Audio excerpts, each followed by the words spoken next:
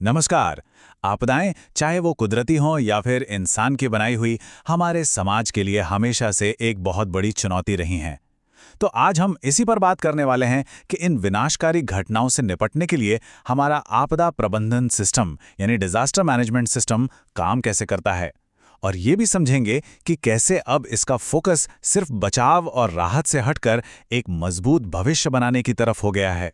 तो इस पूरी चर्चा में हम क्या क्या समझने वाले हैं। सबसे पहले तो यही जानेंगे कि हम जिसे आपदा या डिजास्टर कहते हैं वो असल में है क्या। फिर हम इसके मैनेजमेंट के पूरे साइकिल को समझेंगे। इसके बाद भारत के 3 टियर स्ट्रक्चर पर एक नज़र डालेंगे, ग्लोबल लेवल पर क्या स्ट्रैटेजीज हैं उन्हें जानेंगे, और आखिर में हम ये देखेंगे कि हम सब मिलकर एक ज़्यादा लचीला यानी रेजिलिएंट भविष्य कैसे बना सकते हैं।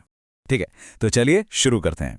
किसी भी आपदा को समझने के लिए ना सबसे पहले हमें खतरे और आपदा मतलब कि हैजर्ड और डिजास्टर के बीच का फर्क समझना होगा। ये सुनने में तो एक जैसे लगते हैं, पर इनमें जमीन आसमान का फर्क है।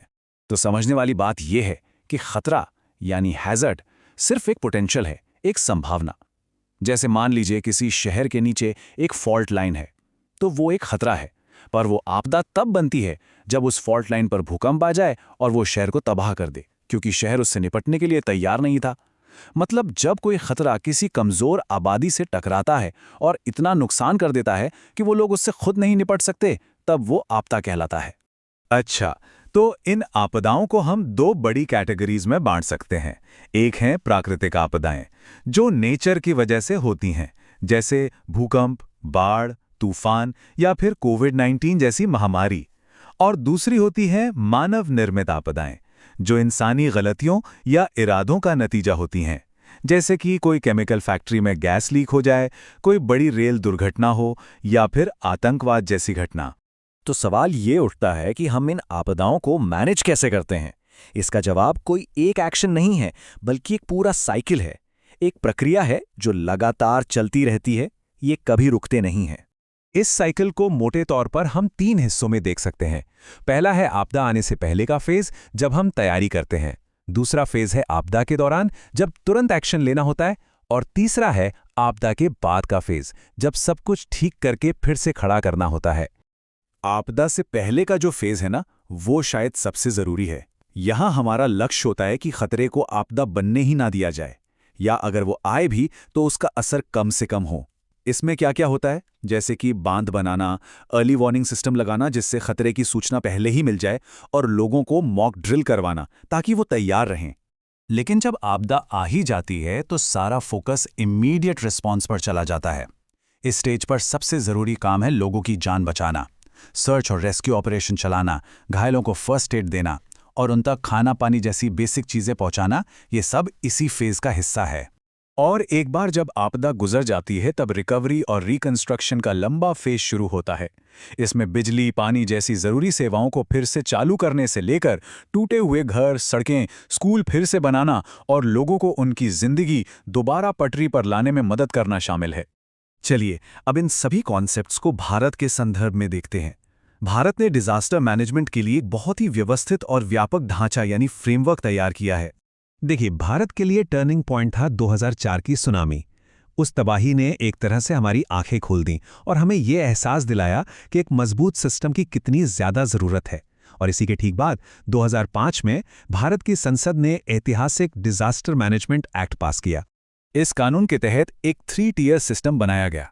नेशनल लेवल पर है नेशनल डिजास्टर मैनेजमेंट अथॉरिटी यानी NDMA, जिसके अध्यक्ष खुद प्रधानमंत्री होते हैं। फिर स्टेट लेवल पर है SDMA, जिसे मुख्यमंत्री हेड करते हैं। और सबसे जमीनी स्तर पर डिस्ट्रिक्ट लेवल पर है DDMA, जिसकी कमान जिलाधिकारी के हाथ में होती है। ये स्ट्रक्चर पक्का करता है कि प्लानिंग और एक्शन हर लेवल पर हो। और जब जमीन पर एक्शन की बात आती है तो हमारे पास है नेशनल डिजास्टर रिस्पांस फोर्स यानी NDRF। ये एक हाईली स्पेशलाइज्ड फोर्स है जिसकी 16 बटालियनें देश भर में किसी भी आपदा से निपटने के लिए 24 घंटे तैयार रहती हैं। अब भारत ये सब अकेले नहीं कर रहा है। असल में दुनिया भर के देश डिजास्टर मैनेजमेंट के लिए इंटरनेशनल एग्रीमेंट्स और स्ट्रैटेजीज के तहत एक दूसरे के साथ मिलकर काम करते हैं। ग्लोबल लेवल पर यह सफर 1994 के योकोहामा स्ट्रैटेजी से शुरू हुआ, जिसका मेन फोकस प्रिवेंशन पर था। फिर 2004 की सुनामी के बाद 2005 में ह्योगो फ्रेमवर्क आया, जिसने रेजिलियंस बनाने पर जोर दिया। और अभी जो चल रहा है वो है 2015 से 2030 तक का सेंडाई फ्रेमवर्क, जो सबसे ज्यादा जोर डिजास्टर के रिस्क को कम करने पर ही देता है।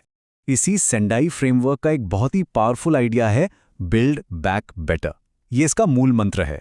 इसका मतलब ये है कि जब हम किसी आपदा के बाद फिर से निर्माण करें तो सिर्फ टूटी फूटी चीजों को वैसे का वैसा न बना दें, बल्कि उन्हें पहले से ज्यादा मजबूत और बेहतर बनाएं, ताकि वो भविष्य में आने वाली आपदाओं का सामना और भी अच्छी तरह से कर सकें। तो हमने अब तक जो भी चर्चा की है वो डिजास्टर मैनेजमेंट की सोच में आए एक बहुत बड़े बदलाव की ओर इशारा करती है।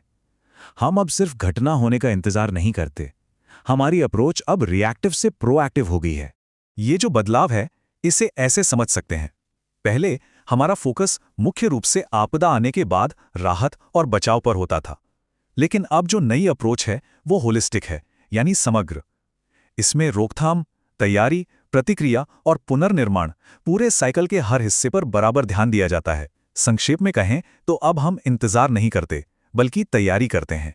तो अंत में एक सवाल, हम देख रहे हैं कि क्लाइमेट चेंज और दूसरे कारणों से आपदाएं अब और ज़्यादा हो रही हैं और ज़्यादा कॉम्प्लेक्स होती जा रही हैं।